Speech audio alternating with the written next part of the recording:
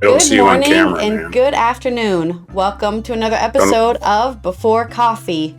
It is our Friday news dump where we're going to cover everything that we want to talk about here before the weekend. For those in the Netherlands, I hope you're having a good King's Day because it's King's Day. So they're all wearing orange and running around, or have done that. I was asleep. Yeah. Let's go ahead and look at our headlines here. Today on Before Coffee. Rwanda bill criticized by Irish foreign minister as fearful migrants cross the border. And the FCC brings back net neutrality. Real hope for cancer cure as personal mRNA vaccine for melanoma is trialed. And Florida sees an exodus of people as Florida sees an exodus of people because of anti-immigrant sentiment. Florida sees an exodus of people because of anti-immigrant sentiment. There you go. Scottish funding body claims Edinburgh Fringe is in a precarious state. Those stories and more, which is April 26th, Arbor Day, on Before Coffee.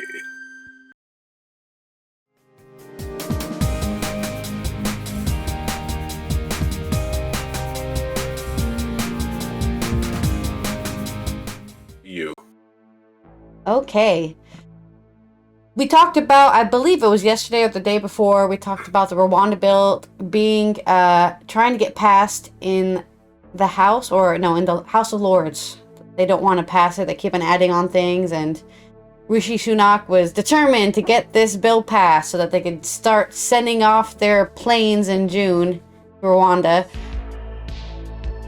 But that's not all. The criticism isn't just coming from inside, it's also coming from outside. This is on The Independent by Athena Stavrow. Ireland's Foreign Affairs Minister connected to controversial policy to Britain's failure to control migration after Brexit. Ireland's Foreign Affairs Minister criticized the UK's Rwanda deportation policy as a knee-jerk reaction to failing to control migration after Brexit. Deputy Prime Minister Michael Martin added that the Rwanda Effect had impacted Ireland following the Irish government's claim that 80% of asylum seekers in the country had crossed the border from Northern Ireland. I believe the Rwanda Effect is impacting on Ireland, and I think that didn't happen today or yesterday. It's been growing since the first iteration and publication of that strategy around Rwanda, Mr. Martin said on a visit to Amman, Jordan. I don't think anyone's gone to Rwanda yet, but to me, it's reflective of a policy. It's more about the rhetoric and the politics about having any real impact. He added, but it is having real impact on Ireland, now in terms of people being fearful in the UK. Maybe that's the impact it was designed to have. So they're leaving the UK and they're taking opportunities to come to Ireland, crossing the border to get sanctuary here and within the European Union, as opposed to the potential of being deported to Rwanda. The comments come as French President Emmanuel Macron also denounced Rishi Sunak's plans to send asylum seekers to Rwanda as the politics of cynicism and betrayal of European values. But we left the European Union, so we don't need to follow European values anymore. That's Rishi Sunak, I guess. I don't know. I don't know who's saying that. Somebody.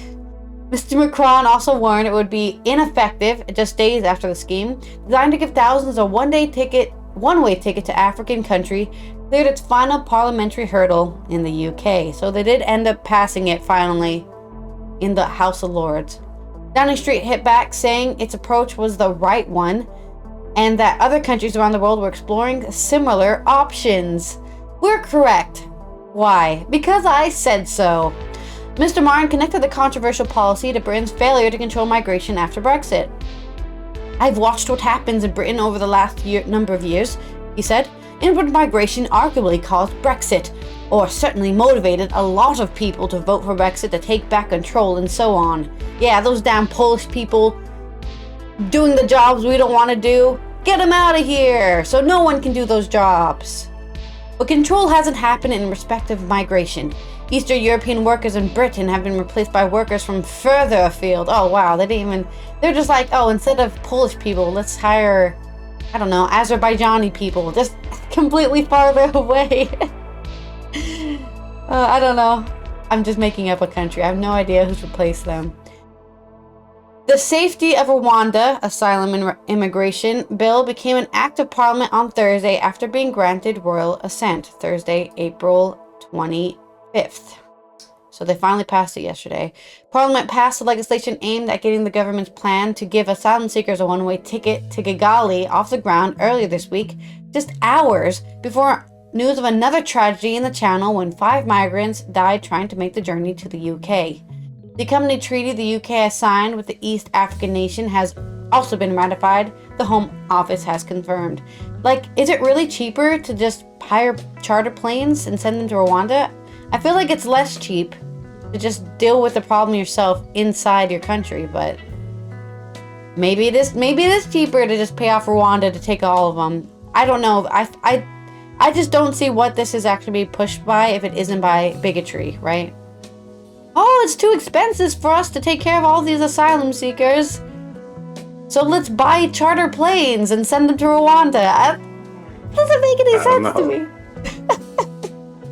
Like, it has to be by bigotry. It's a one-time cost. Yeah. Campaigners have already called for the law and other sweeping asylum reforms introduced by the government to be repealed, warning they could cause a system meltdown, costing the taxpayers billions of pounds. Somebody's paying the money, no matter what happens. Somebody's paying for something. Prime Minister, who has staked his reputation on this pledge to stop the boats, has described the Rwanda plan as indispensable deterrent, despite it being plagued by a series of setbacks since the deal was signed 2 years ago. The law declares Rwanda is a safe country and seeks to ensure the scheme, ruled unlawful by the Supreme Court, is legally watertight. Officials are now working to put the plan into action, with Mr. Sunak suggesting the first plane carrying asylum seekers could depart in July. Sorry, I said June earlier. It's July. So, I don't know. Get to the UK soon so you can get a free trip to Rwanda, I guess. There are some comments on here. And they're mostly just... I guess one person says, this knee-jerk has been 2 years plus in the making. Thank their lordships for the dithering. And somebody else says, the increase in the so-called boat people, the so-called boat people, has gone up significantly since Brexit. Guess this could go down as another opportunity of Brexit for the boat people, that is. The boat people. It's like, I don't want to be racist, so I'm going to call them boat people.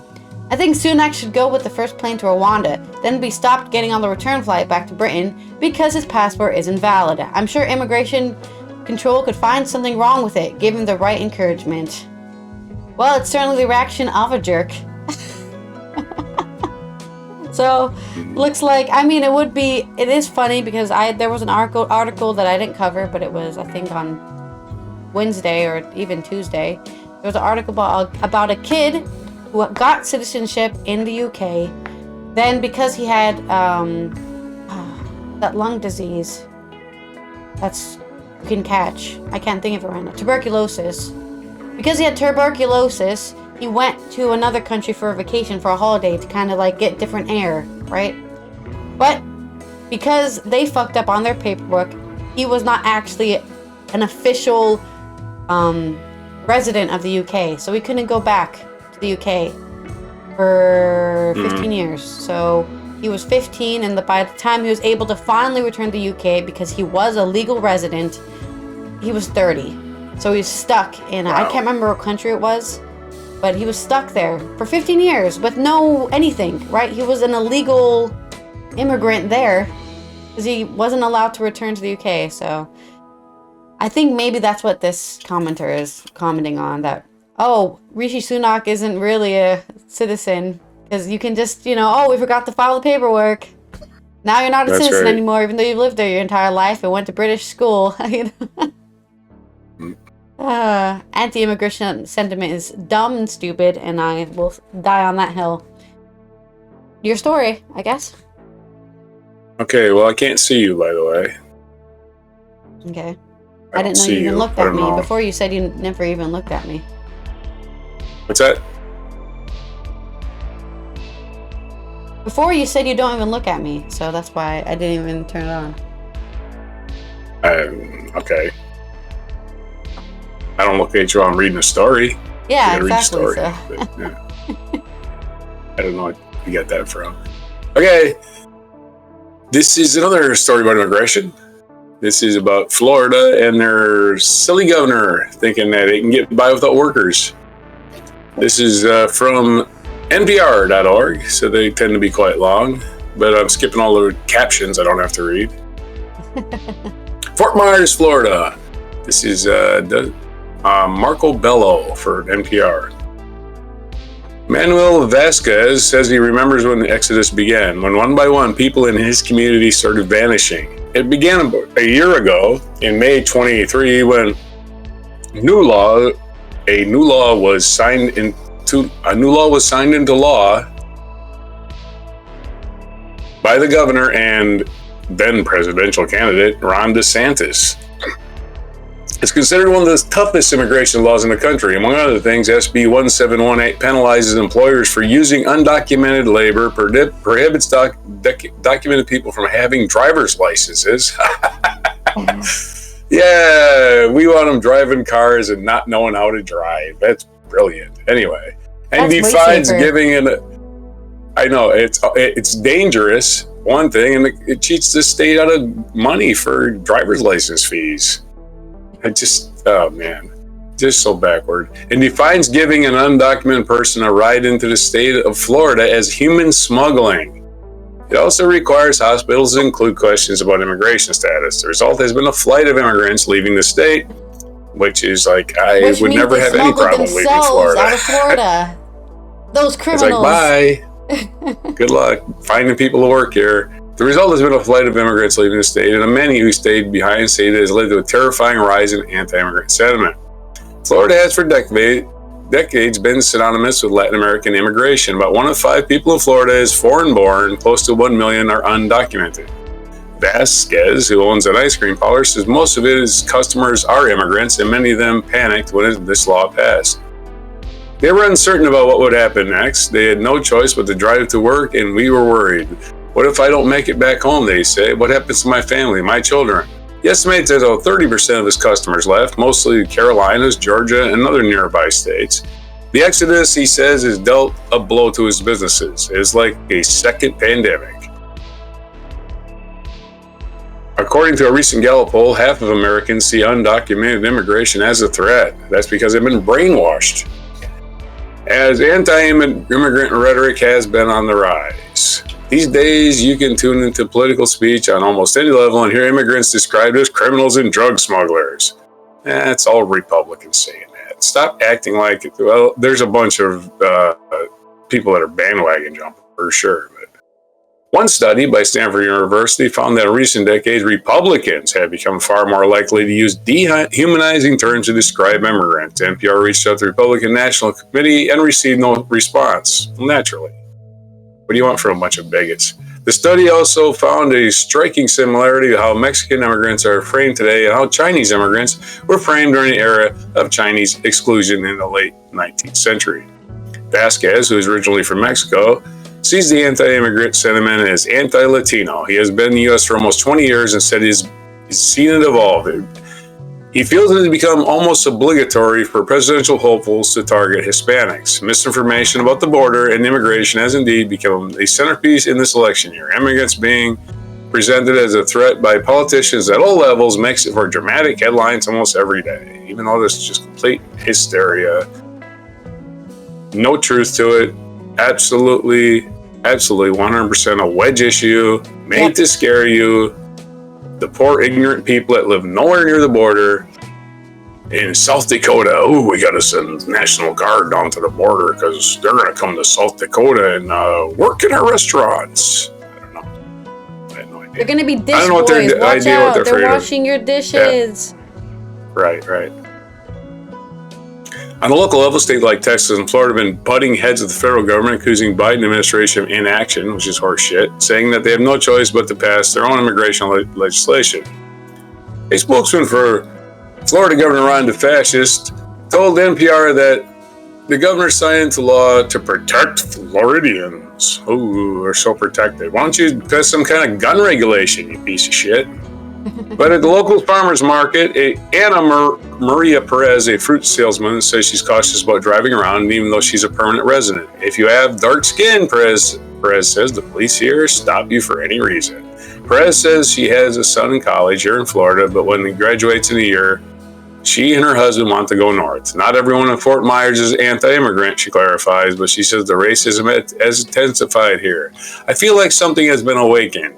She says, a monster that was asleep. It's hard to say how many undocumented immigrants live in Florida after SB 1718 passed. Most people NPR spoke to in and around Fort Myers say leaving the state or planning to is an everyday discussion. People call it a ghost town now, says a woman named Mari. NPR is withholding Mari's last name because she's worried about retaliation. She drives immigrants around town and out of Florida, and there's a reason for this. Under Florida's undocumented immigrants can't drive, so informal transportation system boomed. Oh, I got a cough.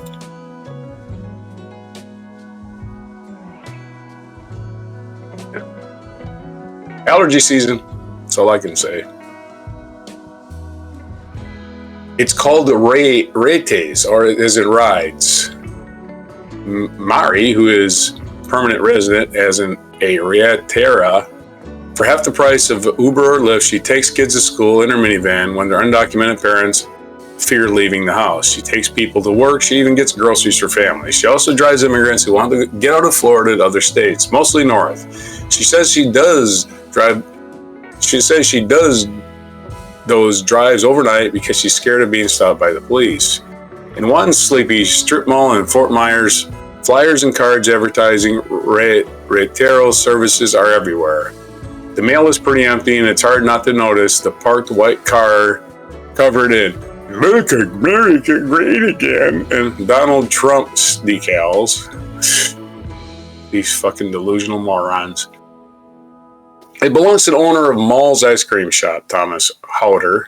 I was never really into politics, he says, but I really like Trump. Howder is a citizen of Switzerland in the U.S. He's been here for nearly 4 years. I asked him what he thinks about the fact that his store is an immigrant neighborhood and his presidential candidate is promising mass deportation. He hesitates. I don't know how good this is going to be. You know, certainly criminal people that they're recorded, they need to go. I think the first thing is to secure that border, and then let's decide what to do with all the people here. I don't have a functioning brain. But for many here, there isn't time to wait and see. Ramiro Ruiz, chef and owner of Two Sarbones Mexican restaurant, poses for... Oh, that's a caption. Oh, crap. All right, not going to read the captions. All right. 2 stores over at Mexican restaurant, owner Ramiro Ruiz, I was just talking about, recalls a woman who came in a few minutes ago. She was selling her house for a third of its value. She was desperate to get out of Florida. Imagine. She was giving all she worked for the last 20 years. A mortgage, a home. I'm living through it. I've seen it with my own eyes. Okay, so there's your story about immigrants leaving Florida, and quite frankly, I can't see the attraction in Florida unless you came from a really, really, really horrible place, because we've got 50 states and Florida is not one of the best ones. Sorry. I am anti-Florida. It's not a good place. I have a friend who talked about living in Florida. I live in Florida. As soon as she moved there, I want out of Florida. This place sucks. So... And it ain't about the immigrants. It's about its hot, sticky, smelly swamp. What? I have a friend who lives in Florida. He's a reservist, so he lives there because that's where the base he's reserved on is or something. I don't know. But last weekend, they were having an air show for hours outside of his house. Another reason it sucks. Air shows all day long. Jets flying by your house. That's air shows every... Yeah, air shows always last all day long. What's the big deal about that? I don't understand. It was just really funny because we were on Discord and he just kept on screaming, "Why is this happening to me?" every time they passed by. Sorry, what did you say? I couldn't hear you. Oh, well, that doesn't do really Florida. Funny. It's just an air show. He was being dramatic on purpose. Okay. Wow, crazy. Immigration, people going crazy about it, and not solving anything except for creating more mass hysteria, really. And it's happening all over the place. In medical news, this is from Andrew Gregory on The Guardian. Doctors have begun trialing in hundreds of patients the world's first personalized mRNA cancer vaccine for melanoma, as experts hailed it a game-changing potential to permanently cure cancer. Melanoma affects about 132,000 people a year globally and is the biggest skin cancer killer. Currently, surgery is the main treatment, although radiotherapy, medicines, and chemotherapy are also sometimes used. Now, experts are testing new jabs that are custom-built for each patient and tell their body to hunt down cancer cells to prevent the disease ever coming back. A phase 2 trial found that vaccines dramatically reduce the risk of cancer returning in melanoma patients. Now, a final phase 3 trial has been launched and is being led by University College London Hospital's NHS Foundation Trust, UCLH. Dr. Heather Shaw, the national coordinating investigator for the trial, said the jabs had the potential to cure people with melanoma and are being tested in other cancers, including lung, bladder, and kidney. This is one of the most exciting things we've seen in a really long time, said Shaw. This is a really finely honed tool to be able to sit there and say to patients that you are offering them something that effectively, like the fat duck at Bray versus McDonald's. It's the level of cordon bleu that's coming to them. The patients are really excited about that. Okay, I think she made a food reference there. We've made you a specially designed drug, delicious, compared to McDonald's. The vaccine is an individualized neoantigen therapy. It is designed to trigger the immune system so it can fight back against the patient's specific type of cancer and tumor. Known as mRNA 4157 or version 940, the vaccine targets tumor neoantigens, which are expressed by tumors in particular patient. These are markers on the tumor that can be potentially recognized by the immune system. Jab carries coding for up to 34 neoantigens and activates an anti-tumor immune response based on the unique mutations in a patient's cancer. To personalize it, a sample of the tumor is removed during the patient's surgery, followed by a DNA sequence and the use of artificial intelligence. Finally, AI being used for something useful. The result is a custom-built anti-cancer jab that is specific to the patient's tumor. This is very much an individualized therapy, and it's far cleverer in some senses than a vaccine, said Shaw. It's absolutely custom built for the patient. You couldn't give this to the next patient line because you wouldn't expect it to work, unless they're related. Because that could help, maybe, the same mRNA. They may have some shared new antigens, but they're likely to have their own very individual new antigens that are important to their tumor, and so, therefore, it is truly personalized. The ultimate aim to permanently cure patients of their cancer, Shaw said. I think it's a real hope that these will be game changers in immunotherapy, she said. Phase 2 data found people with serious, high-risk melanomas who had their jab alongside the immunotherapy Keytruda were almost half, or 49%, as likely to die or have their cancer come back after 3 years than those who were given only Keytruda. So not having immunotherapy actually increased their chances of surviving. Patients received 1 milligram of mRNA vaccine every 3 weeks for a maximum of 9 doses, and 200 milligrams of Keytruda every 3 weeks, a maximum of 18 doses for about a year. The Phase 3 global trial will now include a wide range of patients and aims to recruit about 1,100 people. The UK ARM aims to recruit at least 60 to 70 patients across 8 centres, including London, Manchester, Edinburgh, and Leeds. So, good news for people with melanoma. We may have finally found the cure to cancer. Well, one of the cancers. All that money, that donations to charity, finally paying off after all this time.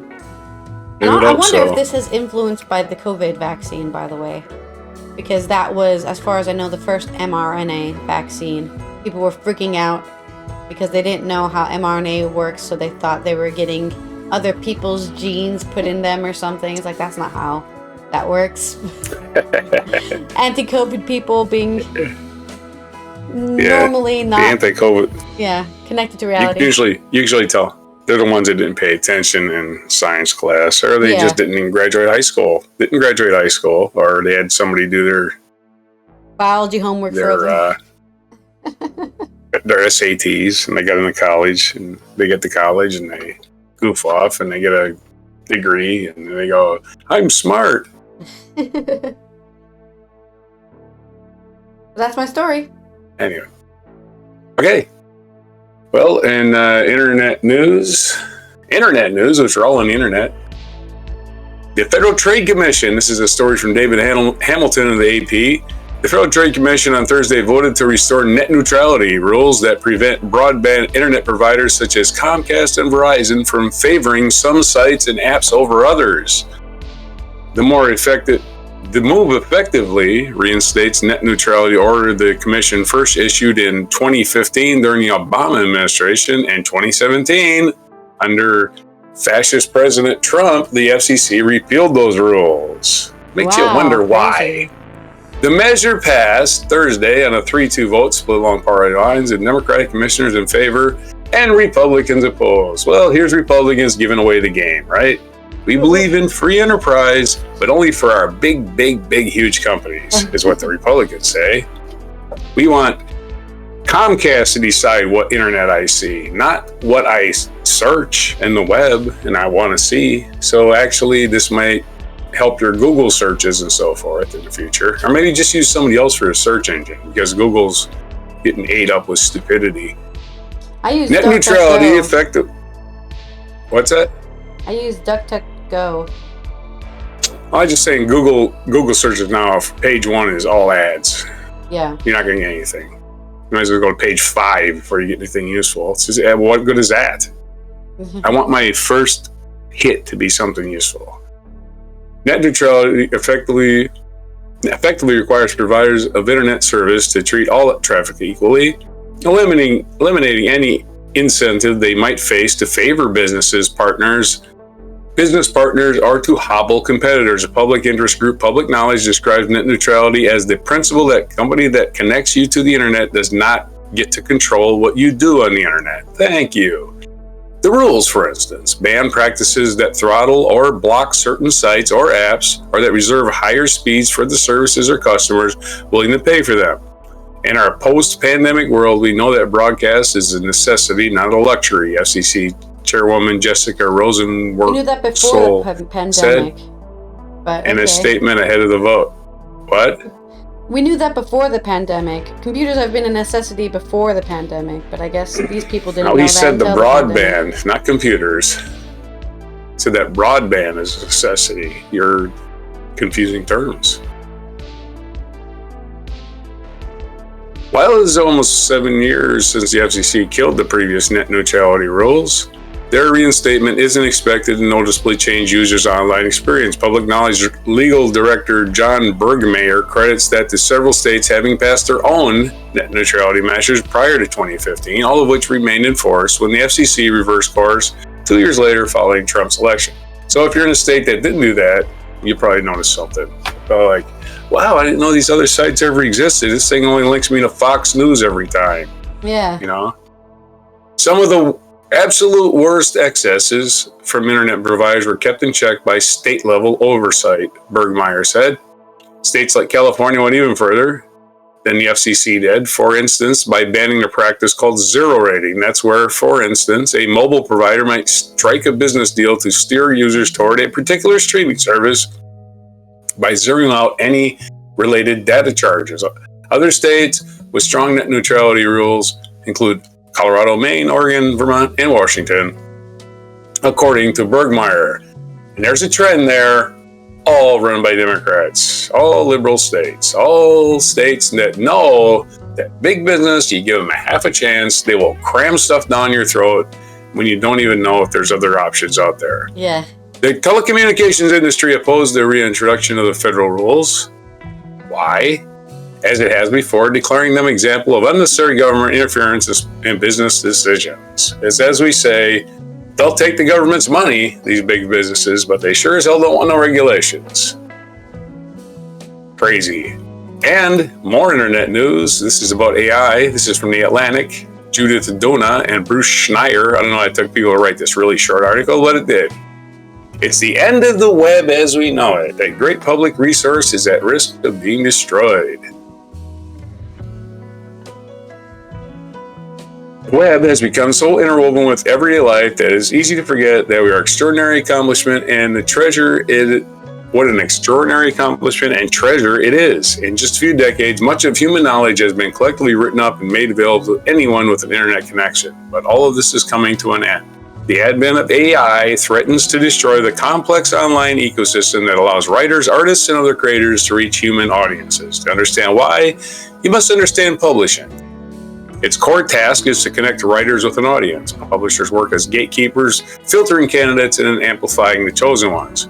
Hoping to be selected, writers shape their work in various ways. This article might be written very differently in an academic publication, for example, and publishing it here entailed pitching an editor, revising multiple drafts for style and focus, and so on. The internet initially promised to change this process. Anyone could publish anything, but so much was published that finding anything useful grew challenging. It quickly became apparent that the deluge of media made many of the functions that traditional publishers supplied even more necessary. Technology companies developed automated models to take on the massive task of filtering content, ushering an era of algorithmic publisher. The most familiar and powerful of these publishers is Google. Its search algorithm is now the web's omnipotent filter and its most influential amplifier. And like I said before, just a minute ago, it's advertising. Page one is advertising. You have to go to the bottom to find something. Able to bring millions of eyes to the pages, ranks highly, dooming to obscurity those it ranks low.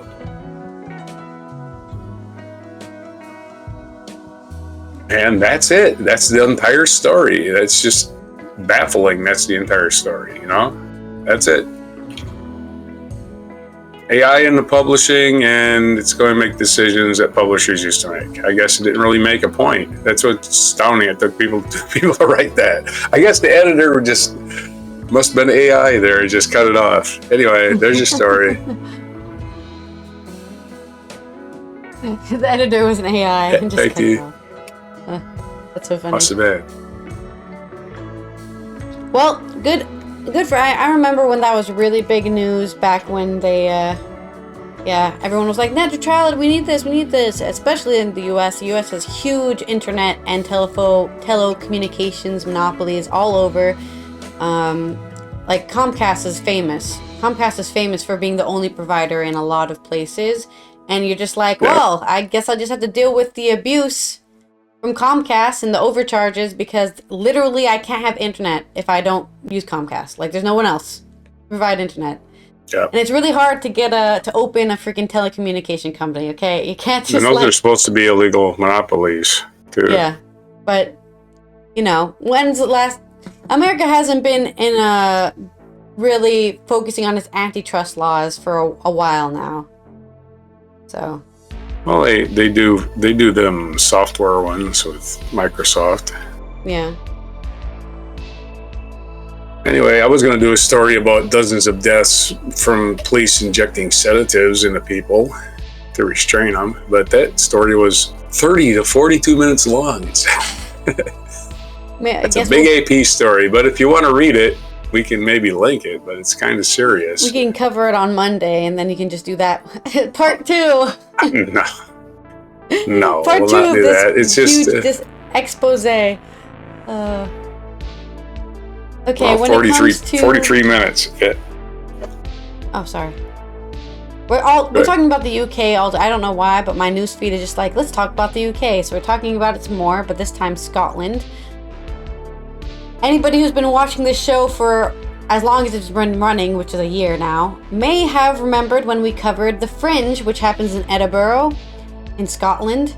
Every year, it's basically a comedy. The whole place is just full of comedy shows and shows everywhere, right? Like there's one over there, one over there, one over there. Different kind of acts going on, just entertainment all over.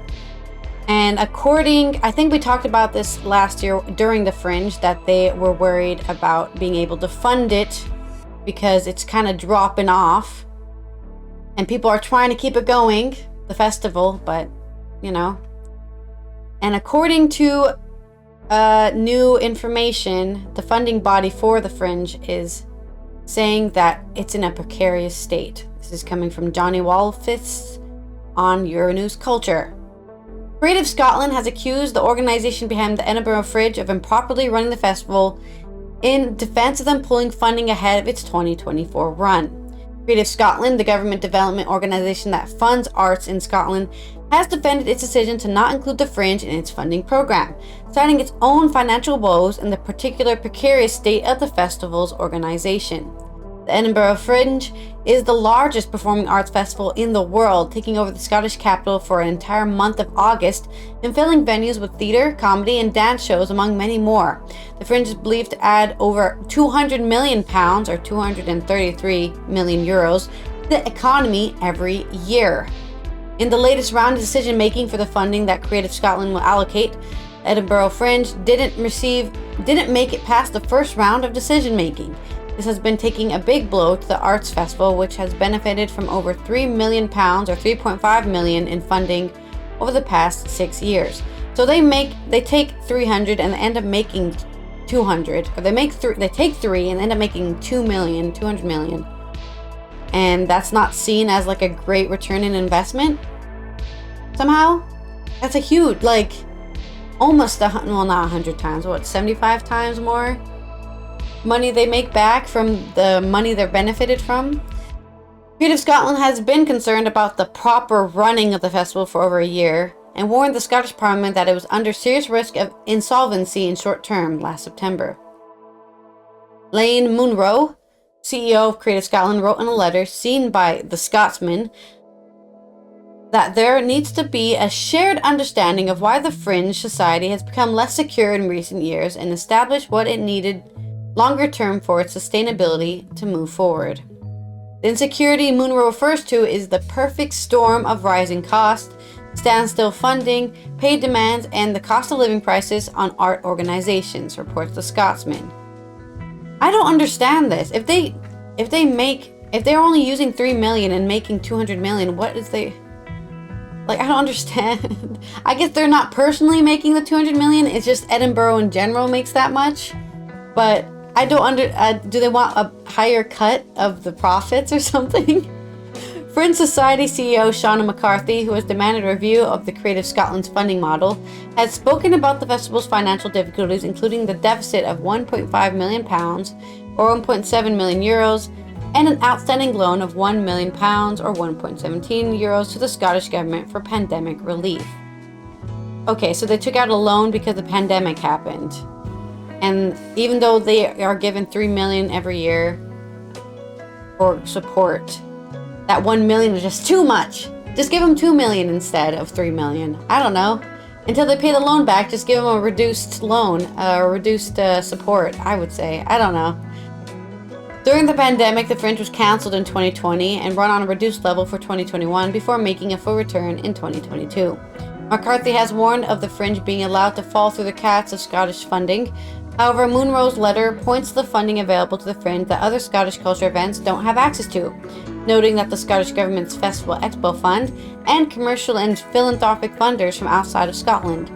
News of the funding behind the festival being beleaguered will do little to assuage concerns for creators themselves hoping to get a shot at the big time. Historically, the Edinburgh Fringe has been a bouncing off point for writers, comedians, and actors. Success stories include English playwright Tom Stoppard, who premiered his play Rosencrantz and Guildenstern Are Dead in 1966, to Phoebe Waller-Bridge, whose game-changing TV series Fleabag was lifted from her 2013 one-woman show. More recently, the Netflix show Baby Reindeer, which is currently the top series in the UK and the US, is an adaptation of Richard Gadd's one-man show that premiered at the Fringe in 2019. For decades, ambitious performers saw the Fringe as having a haven of opportunity, where with little more than a big talent and some moxie, you could whip up a show and kickstart a career under the big lights. This dream has taken a battering with rising venue costs and skyrocketing accommodation, precluding most acts without some form of financial support for braving the month in Scotland's capital. Since the 90s, the Fringe has moved towards larger commercial venues run by main companies, Assembly Hall, Gilded Balloon, Pleasance, and Underbelly. All these companies have brought in much-needed funding that McCarthy referred to, is also being accused of pushing out local Scottish talent and landing the financial woes onto performers and audiences alike. Yeah, unfortunately, that seems to be what happens when you have big events like this. I mean, look at what we talked about it last year during the summer. That one festival in the Burning Man Festival, which was originally a return to nature kind of hippie event, you know, where you just got muddy and you didn't have technology, and now it's turned into some sort of high rich people event where rich people are just doing rich people stuff that they do. You know, if you know, you know. And they've completely changed the entire Burning Man Festival into a whole different animal than it originally was, because rich people have started caring about it. You're muted, by the way.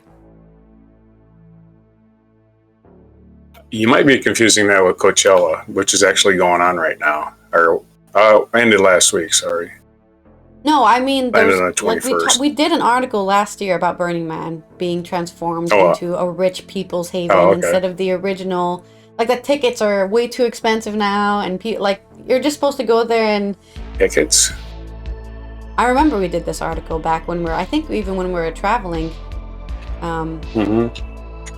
in September. But, yeah. Unfortunately, that's kind of the trend. As soon as big money gets into it, the smaller kind of acts aren't allowed to be there anymore. You're going to have to go make your own anti-fringe thing. Right. Anti-fringe festival where the small acts can finally be seen again, I guess. That's my article. Oh, okay. Well, I guess we're down to this day in history. Yep. Well, just one quick item before on this day in history. The Gateway Pundit, if you've ever heard of Gateway Pundit, is this right-wing falsehood site. Filed for bankruptcy after election conspiracy defamation lawsuits. So there's some good news we couldn't pass on. The Gateway Pundit, this is from NPR.org. Evan Vucci of AP actually wrote this story. The Gateway Pundit, an influential website that regularly peddles falsehoods and conspiracy theories, has filed for Chapter 11 bankruptcy and faces multiple defamation lawsuits. In a statement, the Gateway Pundit website, Jim Hoft, the outlet's owner, blamed for progressive liberal lawfare attacks against our media outlet and admitted no wrongdoing. The website, founded by brothers Jim and Joe Hoft, is facing a lawsuit for Georgia election workers Ruby Freeman and Shay Moss over false claims about the election fraud in 2020 presidential election, and they've shut them down. So good for them. Rotten hell, you scumbags. I hope you go to Gitmo. I hope you get herpes of the anus and suffer horribly. Anyway, back to this day in history. Goodness. All right. I'm not bitter or anything. I hate bullshit news. Get people excited about nothing. It doesn't even exist. And ruin people's lives, by the way. So screw the Gateway Pundit. I hope you all just, of course, I also got sued by the Sandy Hook parents, right? Yeah. The parents, that didn't really happen. Those were actors. Yeah. Again. The scum of the earth. Gig, if there's gigs out there where you can pretend to be people who are angry about stuff, sign me up, Yeah. Well, I pretend your children's face got blown apart. I'm going to pretend that now. Anyway, Gateway Pundit's a bunch of scumbags, and I hope they all just get horrible diseases that make them hideous and they suffer enormously. I'm not ashamed to say that. Because they're horrible people, and they wish horrible things on you and me. Yep. 1478, in this day in history, the Pazza family of Florence led an unsuccessful plot to overthrow the ruling Medici family. In 1607, the first permanent English settlers in North America landed at Cape Henry, Chesapeake Bay, and later formed Jamestown. In 1768, the prestigious Royal Academy of Arts led by its first president, Joshua Reynolds, hosted its first art opening. In 1777, 16-year-old Sybil Ludington rode some 40 miles around Putnam County, New York, alerting residents of the approaching British troops during the American Revolution. In 1785, John James Audubon, an American ornithologist who became well known for his drawings and paintings of North American birds, was born in Les Cayes, Saint Dominique, West Indies. It was just now known as Haiti. In 1865, 12 days after assassinating U.S. President Abraham Lincoln, John Wilkes Booth was killed in a Virginia farm either by a federal soldier or by his own hand. I know exactly where that place is. It's a center divider on Highway 17 in Virginia, where the barn was. There's a marker there. That's right, they put a highway straight through it. 1933, Hermann Goering formed the Gestapo, the political police of the Nazi Germany that was ruthlessly eliminated of opposition and was involved in a roundup of Jews throughout Europe for deportation to extermination camps. Rotten hell, Hermann Goering. 1937, during the Spanish Civil War, the Condor Legion of German Air Force supporting the Nationalists bombed the Basque city of Guernica, an event memorialized in Pablo Picasso's painting Guernica.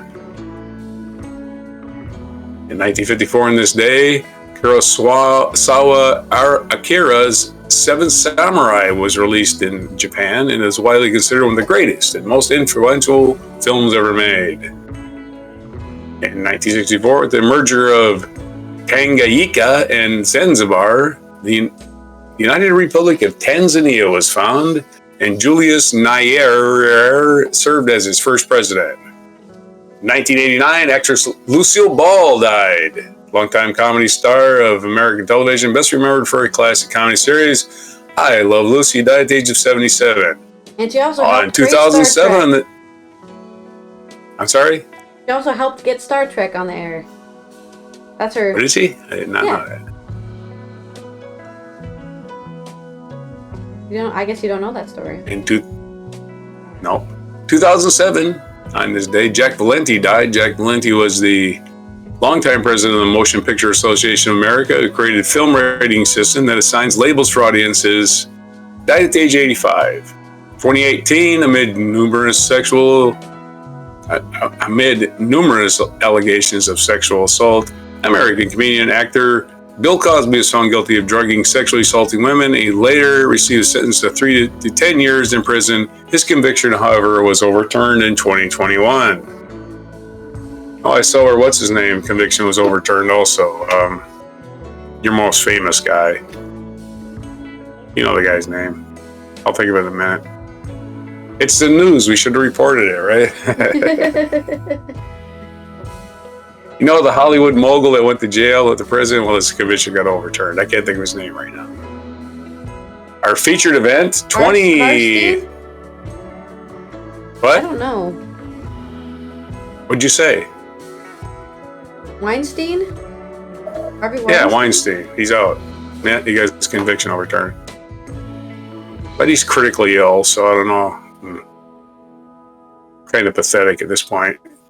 Chernobyl nuclear accident happened on this day in 1986. A devastating environmental catastrophe occurred early in the morning in 1986 when an explosion fired the Chernobyl nuclear power plant in Ukraine, released large amounts of radioactive material into the atmosphere, still uninhabitable, probably for the next 1,000 years.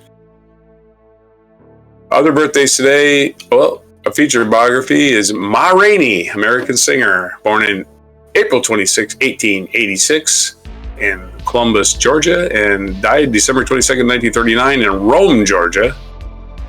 Born in Columbus and died in Rome, but neither one of them are the ones you think of, right? Yeah. Not Columbus, Ohio, and not Rome, Italy. Anyway. Rome, Italy. In 1798, what's that? No, it's fine. Continue. Okay. 1798, his birthday was Eugene Delacroix, French artist.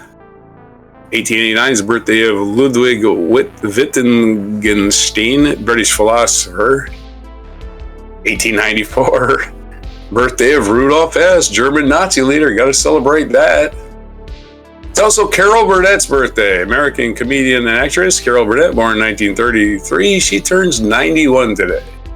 Jet Li, also birthday today, born in 1963, turning a ripe old 61, basically the same old age as me. And what day is it today? It's a lot of days. I think they crowd these on Friday for a reason now, but the last Friday in April is always National Arbor Day. It's when you go out and plant your trees. It's National Audubon Day also, so you're supposed to appreciate the birds too. Birds in the trees.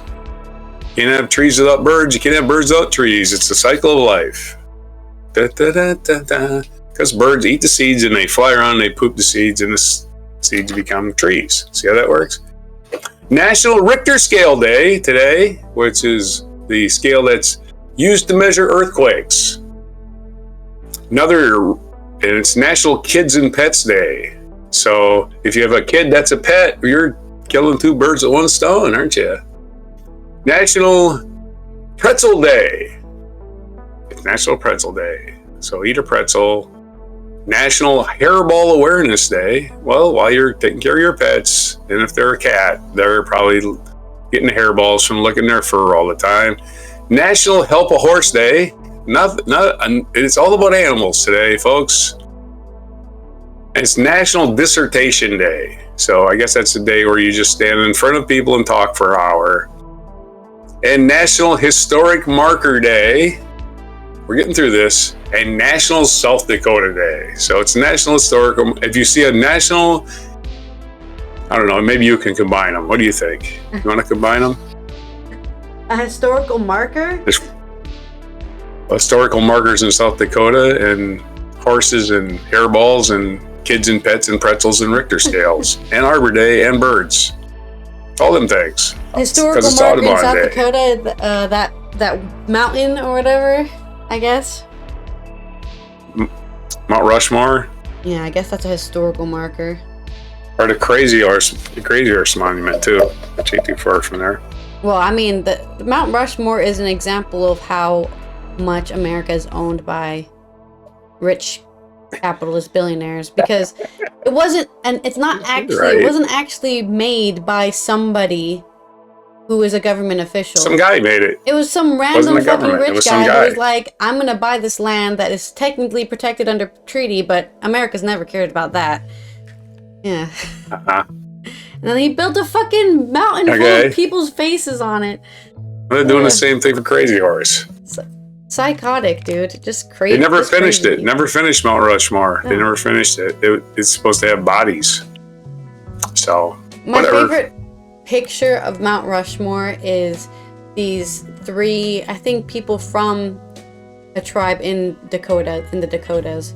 They go there and they take a picture flipping it off, and then somebody comments on the picture, "Go back where you came from if you don't like it." And it's like, this is literally their land. They are where they came from.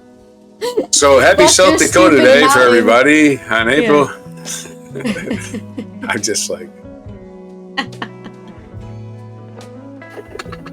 That's it. I don't know. I have nothing to add. Nah, that's it for the news for today, April 26, 2024, and before coffee.